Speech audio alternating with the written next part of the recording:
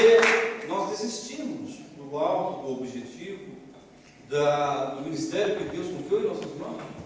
Confesso para vocês que por alguns minutos eu fiquei pensando, eu vou voltar agora para o Brasil. Mas a minha própria esposa, usada por Deus, a pastora Cláudia, ela disse: filho, Deus te mandou aí. Volte, porque o que Deus vai fazer vai ser muito grande. Aqui Deus está no controle. Fique tranquilo. Está tudo bem, graças a Deus. Deus já colocou um anzol no nariz daquele diabo, já colocou um freio na boca daquele demoniado. Seja tudo glória, Nós já passamos por cada uma em janeiro de 2010. De 2002, perdão. Janeiro de 2002, mais precisamente dia 16, para ser mais exato. Minha esposa estava grávida do segundo filho, do meu segundo filho.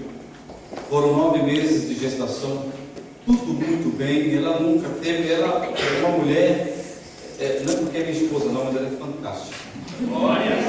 Até para engravidar ela não sente enjoo, ela não reclama de dor. Não vai engravidar mais, porque chega, né? Ele já está bom. Para encher a terra só no tempo de Adão, agora já está cheio, tá bom. Então, queridos, dia 16 de janeiro de 2002, 5 horas da madrugada, ela me acorda, eu falei: que foi? Estourou a bolsa, vamos correr para o hospital. Nos 9 meses, o pré-natal, tudo perfeito, tudo lindo, tudo maravilhoso. A criança já estava grande, a criança já estava com, pelos exames, pelos ultrassons, tudo perfeito, tudo maravilhoso, o peso ideal, o tamanho do grande ideal, tudo maravilhoso, tudo tranquilo. A minha primeira filha já tinha sido de parto cesariano, cesariana que fala aqui, parto cesariano, e porque ela não tinha espaço, ela não tinha espaço suficiente para a criança nascer normal. Então foi feito. O médico já logo identificou que ela não tinha espaço suficiente para passar a criança, então fez logo a necessidade, tudo bem. E o segundo deveria ser da mesma forma.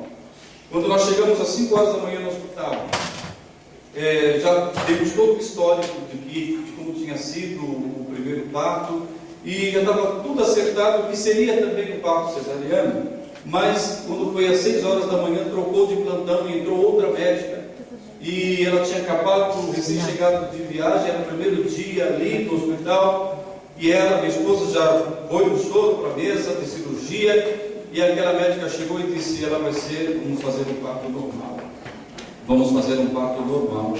E colocou todos os remédios para poder dar a dilatação necessária, e não dava, e foi passando o tempo, ela rompeu de vez a bolsa, todo o líquido amniótico paralelo saiu, e a minha esposa começou a sentir dores, e não tinha como passar a criança. A dilatação era apenas de 3 dedos, e ela ficou insistindo: vamos insistir, e resumo, passou-se o tempo.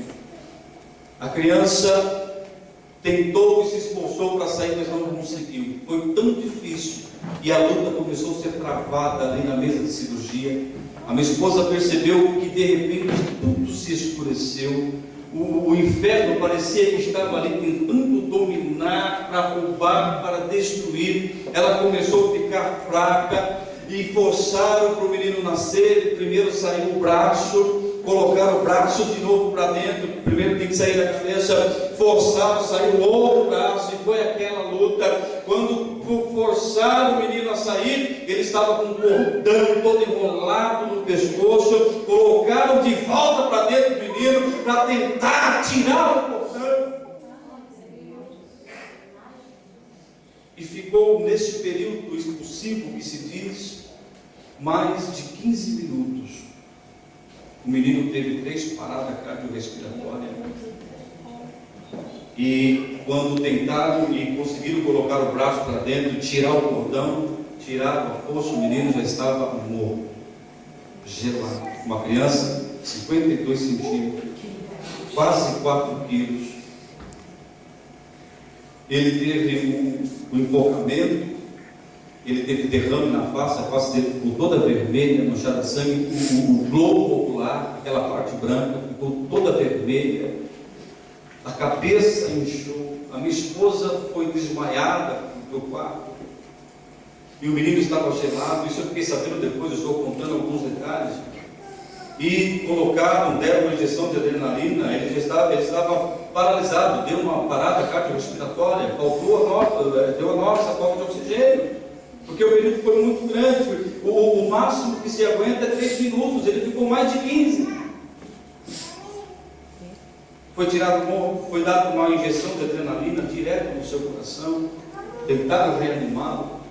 Ele esboçou umas batidas cardíacas, outra parada, e até que conseguiram reanimar.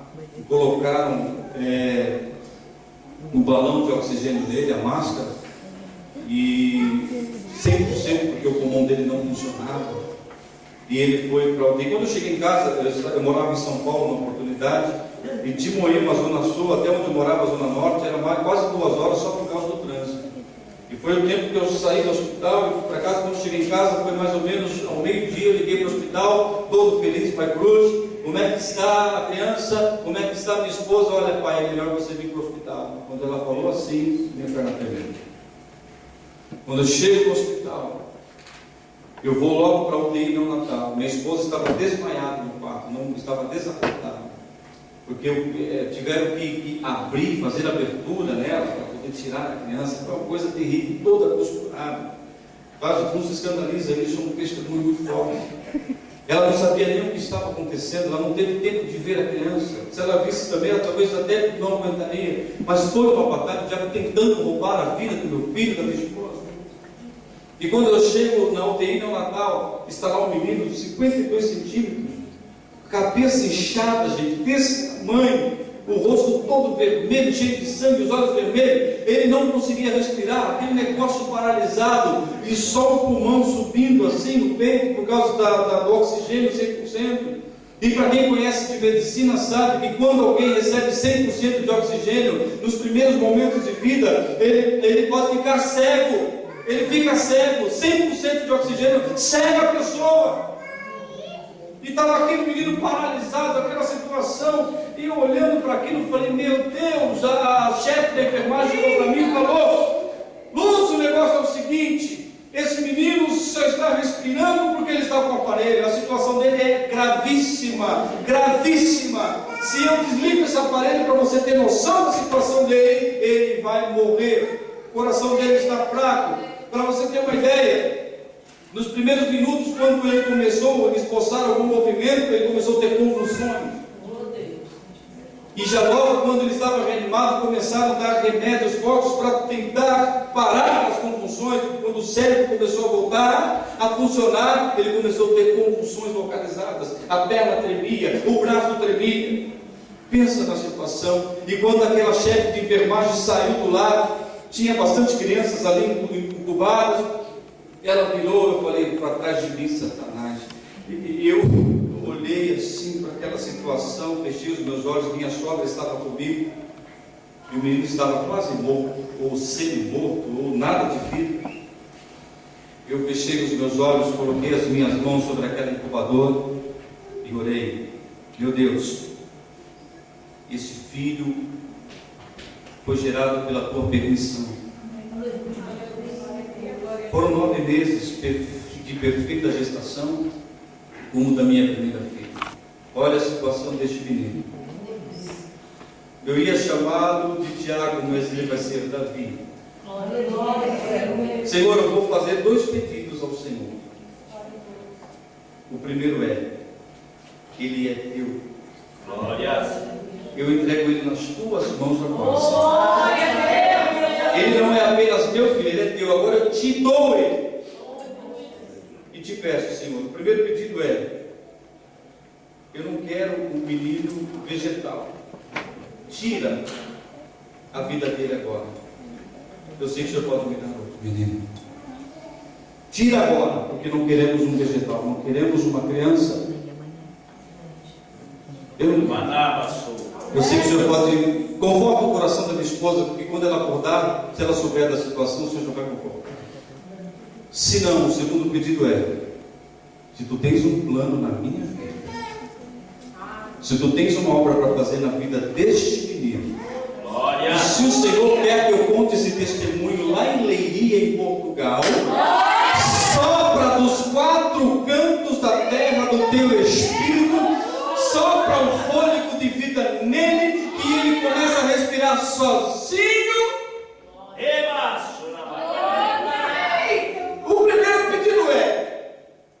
o Senhor tem um plano, se o Senhor pode fazer diferente, leva Ele. Se não, sopra e dá vida. Ele ficou lá entubado ainda. Voltei para casa. E quando eu cheguei em casa, foi o tempo do trânsito louco de São Paulo. Você já viu, talvez, na televisão, porque é o trânsito de São Paulo? Já. Quando eu chego lá, eu ligo para o hospital, eu quero saber sobre o Davi, sobre a criança do quarto tal, tamanho tal. Pois não, como é que está o menino? Olha, eu não sei o que aconteceu, mas de repente ele começou a respirar sozinho.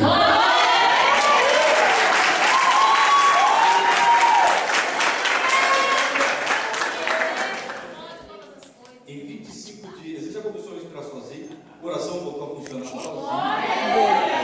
E foram 25 dias de acompanhamento. Todos os exames foram realizados de todos, porque a falta de oxigênio ela afeta os órgãos vitais do corpo. E todos os órgãos vitais, né, o coração, os pulmões, o estômago, tudo, começou a fazer exames e foi funcionando tudo certinho. Tudo certinho. O último exame, no 24º dia, era o para ver se tinha provocado algum problema no cérebro. E a tomografia, né, todos aqueles exames lá avançados, disseram que ele teve uma paralisia cerebral generalizada. E disseram, ele está respirando, funciona tudo, porém não sabemos o que pode acontecer. Ele teve uma paralisia, a lesão no cérebro dele, do cérebro dele foi moderada, foi total, por causa da falta de oxigênio. Foram 25 dias. E todos os dias a gente ali profetizando, Senhor, faça a tua obra, minha esposa cantando, colocava a mão na incubadora e cantava, hinos de louvor a Deus, Deus me dando graça. Pessoas ligavam para a gente da família, apóstolo José Marcos, e vocês não são pastores? E vocês estão passando por isso? Você só deve estar em pecado. Ele é pastor? Ao mesmo lado, chegavam obreiros da igreja e me ligavam, pastor, tu és profeta. Deus tem abençoado tantas nossas vidas pela tua vida, Deus também vai te abençoar. Isso não importa. Em 25 dias o menino saiu do hospital, não é? Graças a Deus, bem, não é? E fomos acompanhando. Com 3 anos de idade, ele não andava, não falava. A minha menina caçula, depois nasceu outra, com 8 meses já começou a andar, a Isabel, o apóstolo conhece. E ele não andava, ele se arrastava. Dava dó de ver. E aí ele se arrastava no chão. O apóstolo, a vez que eu conheci o Davi, ele se arrastava. A gente tinha, às vezes eu virava o rosto para não ver aquela situação. Né? Porque a paralisia cerebral afetou a parte motora dele. Nós conseguimos identificar que a paralisia cerebral só afetou a parte motora, os músculos. Não é? O todo muscular era tudo flutuante, ele não conseguia, para ele pegar essa taça, ele levava o braço lá atrás para poder chegar aqui, coordenar, e não conseguia andar, não ficava de pé, não engatinhava, ele se arrastava, ficava se arrastando no chão, para onde ele queria ir, não falava, nós só entendíamos porque ele fazia gestos e sabíamos o que ele queria. E quando foi, isso já era em janeiro de 2005, nós estávamos na cidade de Recife, Pernambuco, lá no Brasil, dirigindo o trabalho. Passamos a noite na virada do ano de vigília, fomos para casa. Durante o dia estávamos em casa, toda a família, brincando, as crianças, minha esposa fazendo almoço. Eu já estava cheio do poder depois da vigília, cheio da unção. Ele se arrastava para tudo quanto é lado. E aí eu olhando aquela situação, meu coração triste, imagina o coração do pai. De repente o carrinho que ele brincava caiu no chão. Ele fez como se, pai, pega para mim. Naquele momento, amados, a unção de Deus foi tão forte. Você crê que eu sou um homem de Deus? Eu olhei para os olhos daquele menino e falei, Davi, em nome de Jesus, levanta e anda.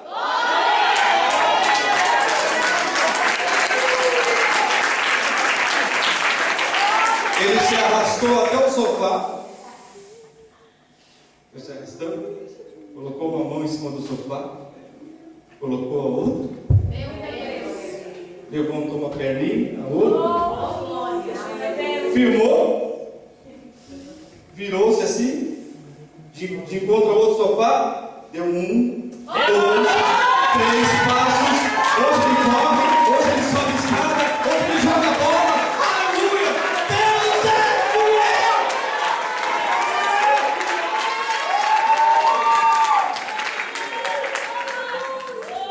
Ele corre, ele sobe a escada. Oh meu Deus, um dia, gente, pensa, um dia, ele inteligente, né? Ele começava a correr para tudo quanto é lado, parecia um Forrest Gump. Ele corria. E daqui a pouco, um dia, minha esposa perguntou para ele: Davi, o que você mais gosta de fazer, filho? Eu gosto de correr, mãe. Paralisia cerebral. Tu crê que Jesus cura a paralisia cerebral? Você crê que Jesus ressuscita mortos? Deus ouviu a minha oração naquela UTI. Porque Ele tinha um plano. A minha oração é essa: o Senhor tem um plano para Ele na minha vida. E para eu contar esse testemunho aonde for, então dá vida para Ele. Por isso que eu estou aqui. E por isso que Deus deu vida para Ele. Não desista. Celebre a Deus na sua dificuldade. Cantar quando tudo está bem é fácil. Dar glória a Deus quando tudo está bem é maravilhoso. Quando o relacionamento conjugal está bem, é uma maravilha. Agora, quando tu passa por uma moinha dessa, quero ver quem dá glória. Aprenda a celebrar a Deus nas dificuldades. Janeiro de 2012, estávamos lá, né, no Ministério Internacional Filadélfia, todos os apóstolos participando daquela maravilha de conferência. Deus falou fortemente comigo, como com todos. O apóstolo já disse aqui que todos viveram milagres, eu também vivi um milagre. Amém, queridos? Glória a Deus. Você tem uma ideia? O meu filho, ele estuda, o menino tem paralisia cerebral. Isso é o diagnóstico do médico. Ele estuda numa escola de crianças normais, numa sala de crianças normais, e já está no 4º ano. Mesmo com as dificuldades que ele tem para escrever, ele é inteligente. Estávamos na conferência e Deus falou fortemente ao meu coração. Isso é um outro testemunho. E fiz uma semeadura. Olha, a Bíblia diz que aquele que semeia pouco, colhe pouco, quem semeia muito, colhe muito, quem não semeia não colhe nada. O segredo de colher, gente, está na semeadura. Ninguém, escuta, olha para mim. Só existe um que pode colher o que não planta. Ninguém aqui, mortal, consegue colher onde não plantou. Só Jesus. Você lembra da parábola lá dos 10 talentos? Aquele negligente que falou: eu sei que tu podes colher onde não plantaste. Só ele. Agora nós, se quisermos colher, tem que plantar. Deus tremendo. A terra só dá fruto se você jogar semente. Caso contrário, tudo bem. Fiz uma semeadura. Eu semeei o meu relógio de valor, semeei o meu celular, fiz uma semeadura, não é? Em dinheiro, não podia, foi um sacrifício, mas o Espírito Santo falou: dele. Amém. Fiz o nome da minha família, abençoei, né, o nome da minha igreja, falei: bem, como é que Deus tem para fazer? E fui embora. Cheguei em casa, depois que eu fui contar para minha esposa, ela falou: se você tivesse de carro, você ia semear o teu carro também? Eu falei: certo. Glória! Eu não sou preso às coisas da terra. Não sou preso às coisas da terra. Porque quando eu morrer, vai ficar tudo aí. Glória! Jesus me levar, vai ficar tudo aí. Quem quiser, pega depois.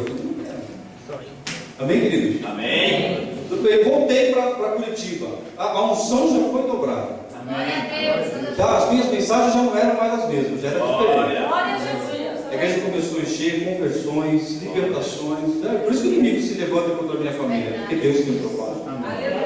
Naquela semana, depois que eu voltei do Rio de Janeiro, estava na igreja, acabamos o sermão, acabamos a reunião, demos a bênção apostólica. Daqui a pouco chega o irmão para mim e diz: pastor Lúcio, escute, faz tempo que eu dou para fazer isso e eu nunca tive coragem, mas hoje eu estou com coragem. Depois dessa mensagem, o negócio é o seguinte: senhor, você é um homem de Deus, tudo que você tem é da obra, tua família trabalha na obra, seu dinheiro é para a obra, teu salário. Você sabia que todo o meu trabalho, antes de vir para cá, eu fechei o contrato, não trabalho mais. Quando eu voltar para o Brasil, já não tenho mais o emprego que eu tinha. Todo o meu salário era para a igreja, eu abençoava a igreja, pagava tudo que eu tenho, amado, eu sou de Deus, Deus me deu a vida, eu sou um milagre. Ele não era isso. O médico falou que eu só ia viver até os 14 anos. Mas Jesus falou, não, ele vai viver mais. Glórias. Quase 30 anos de conversão. Na primeira semana de conversão, o médico falou que, pra você ter uma ideia, o médico falou que ia viver no máximo aos 14 anos. Aos 14 anos eu entreguei minha vida para Jesus. Já recebi um novo coração, literalmente. Pronto, só que. Né? Inverte 14, quanto dá? Inverte os números. 41. Essa é glória. Glória a Deus. Eu ser fiel, gente. Glória a Deus. Serei, fui para casa, meu irmão falou o negócio seguinte: vende o teu carro. Eu falei, por quê? Dá de entrada em outro carro e me dá o carnê que eu vou pagar. Glória. A semente que eu lancei na conferência, naquela terra fértil, aqui também é uma terra fértil, Em nome de Jesus. Aleluia. trouxe resultado para mim, literalmente, como diz a Bíblia, 60 vezes mais. Glória a Deus. Eu dei uma oferta de R$500. Não é brasileiro, né? Ganhei um carro 0 km, Aleluia. de 60 vezes 500. Glória a Deus. Glória a Deus. Ei, eu não comprei, eu ganhei. Todo mês o irmão vai lá e toma, pastor. Toma. Antes de eu vir para Portugal, pastor, toma aqui. O que é isso? É o prestação de carro. Glória a Deus. Você vê como é que funciona, amados. Você semeia, alguém semeia na tua vida, é outro. Esse irmão que semeou na minha vida o carro, sabe o que ele ganhou antes de eu vir para cá? Ele chegou para mim e falou, pastor, nos últimos cultos que fizemos lá em Curitiba, ele falou, pastor, eu preciso pedir uma oração, ora por mim. Eu falei, para quê? Eu falei, meu Deus, por dentro, né? Meu Deus, só falta ele dizer que não vai poder pagar a prestação. O incredulidade dele, né? Por um segundo, só falta ele falar que não vai pagar. Que está em crise, que está em luta. Eu fiquei quieto, né? Você quer que eu ore por quê, meu amado? Pastor, eu acabei de assinar os papéis e ganhei minha casa própria. Você ganhou um carro na minha vida, ganhou uma casa. Você dá para entender esse mistério? Você quer ver o que diz aqui, amados? Êxodo capítulo 3. Abra comigo aqui, Êxodo 3. Glória. Êxodo, não é Exodó não, tá? É Êxodo.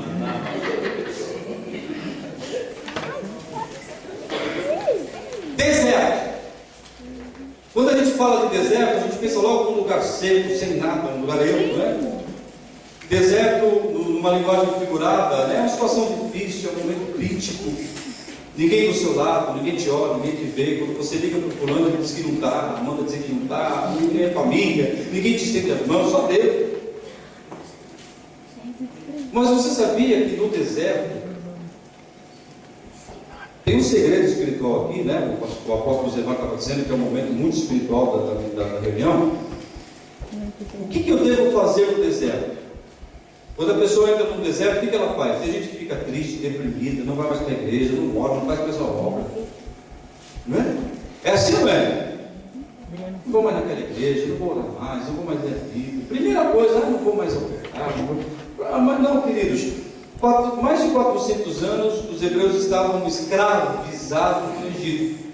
Deus fala com Moisés no Monte Sinai, manda ele voltar para o Egito para libertar o seu povo. E Deus falou, você e junto com Arão, você vai falar com os seus irmãos lá, com os hebreus, e vocês vão até Faraó, o rei do Egito, e vai dizer o seguinte para ele, veja aqui, ó, o que eu devo fazer no deserto? Ficar deprimido, triste, murmurando? Porque depois eles ficaram murmurando, reclamando. Mas olha, o que nós vamos fazer em momentos de crise, momentos de dificuldades, momentos de enfermidade? Vamos parar com tudo? Não. Versículo 18. E ouvirão a tua voz, e irás com os anciãos de Israel ao rei do Egito, a saber, Faraó, e lhe dirá: o Senhor nos deu, o Senhor, o Deus dos hebreus, nos encontrou. Agora, pois, deixai-nos ir a caminho de 3 dias para onde? Deserto. Deus falou que era para mandar o povo para o? Deserto. Para fazer o quê? Deserto é o lugar de fazer sacrifício. Amém. E tem crente que quando entra no deserto, a primeira coisa que ele faz é sacrificar o dízimo, não devolve mais. Tem crente que quando entra na luta, é só no Brasil que acontece isso. Tem crente que quando a crise chega, o deserto financeiro chega, a primeira coisa que ele sacrifica é a oferta, não oferta mais.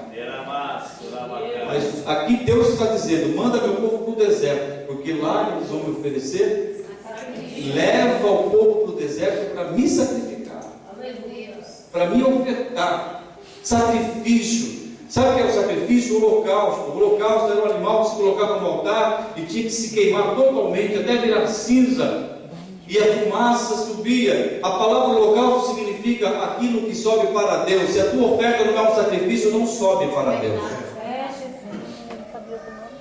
Filipenses capítulo 4 diz, o apóstolo Paulo aos Filipenses: recebi todas as ofertas que vocês me mandaram, tenho muito em abundância, como um cheiro suave e agradável e aprazível a Deus. A tua oferta tem que subir a Deus. Sabe como Deus recebe a nossa oferta? É assim? Não, é assim, ó. Glória! Mas como que Deus recebe a nossa oferta assim? Quando ela é um sacrifício. Glória a Deus! E quando a oferta é um sacrifício? É quando a gente abre mão daquilo que a gente está. Amados, o segredo de ter mais não é guardar na poupança, não é guardar debaixo do colchão. O segredo de ter mais é, Jesus disse, dai, quanto mais você dá, mais você recebe. O deserto é lugar de sacrifício. Então, não importa o tamanho do deserto que tu estás enfrentando. Você quer ver Deus dar mais vitória para você? Faça o teu sacrifício. Porque, amados, o que sobe para Deus é sacrifício. Se não subir, porque não foi sacrifício. Eu fiz o sacrifício. O que Deus deu para mim? E na mesma semana recebo uma ligação, estava pregando fora, minha esposa falou, sabe o que aconteceu? Eu falei, o quê? O Davi está fazendo escola de futebol.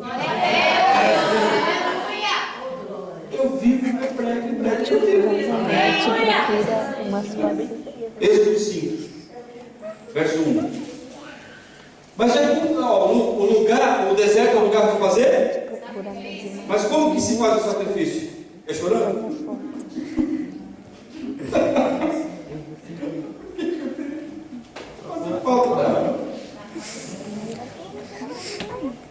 O deserto é lugar de quê? Versículo 1 de Êxodo 5.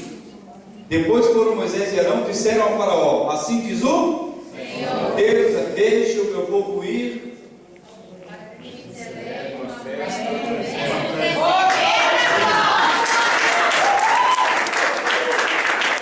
Não, você não entendeu. É para fazer o que no deserto? Barulho. Glórias! Você vai fazer uma oferta agora? O apóstolo Ricardo vai cantar um hino de celebração de festa. Glória! Você vai fazer a tua oferta dançando, cantando, não é chorando não. Escute, você está no deserto? Celebra uma festa. Glória! Quem está no deserto aqui? Não precisa levantar a mão não. Segredo espiritual, faça festa no deserto. Quem chegar em Canaã, sacrifica no deserto. Escute, não é um pedido do Pai, é uma ordem. Manda o meu povo sair, leve para o deserto, porque eu quero um culto lá. Para com esse negócio de quando você entra no deserto, você para de vir à igreja, você para de dar oferta, para de ser dizimista. Não, nos meus desertos pessoais eu celebrava.